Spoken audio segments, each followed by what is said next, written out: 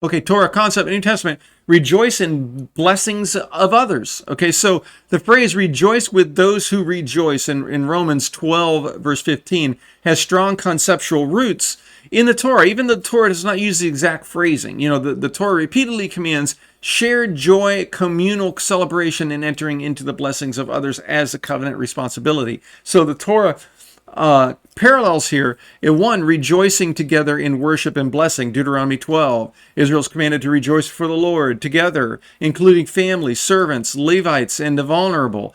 Two, rejoicing in the blessing of the land together. Deuteronomy 26, first fruits. Israel must rejoice in every good thing the Lord has given you in your household. Okay, note the communal joy. Rejoicing in the festival. Three, that's shared across the social groups, right? In Deuteronomy 16, during the feast, Israel must rejoice with sons, daughters, servants, Levites, strangers, orphans, and the widows, etc. Okay, 4, rejoicing in another's deliverance and provision in Deuteronomy 15. While not using the word rejoice, the Torah commands Israel to give generously to the poor with a joyful heart, celebrating God's blessing upon the recipient. Okay, so in 5, rejoicing in God's covenant faithfulness to others.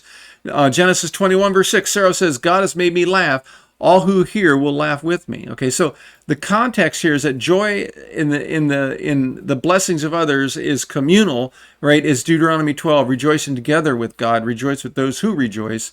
And rejoice includes the outsider, Deuteronomy 16, celebrate with others' blessings, enter into others' joy, and in others' provision. In Deuteronomy 26, rejoice in the blessing given to others, celebrate God's goodness to others, joy in others, and uplift. In Deuteronomy 15, be joyful in generosity, joy in others flourishing and in their deliverance. Like in Genesis 21, laugh with blessings, share with others their joy, and so the core insight here is that the Torah establishes a covenant culture where joy is shared, and blessing is communal, and God's goodness to one becomes joy for everyone. Paul, his rejoice with those who rejoice is simply the Torah's communal joy ethic that is extended to the ecclesia, both Jew and Gentile. This is how Paul taught Torah in the New Testament.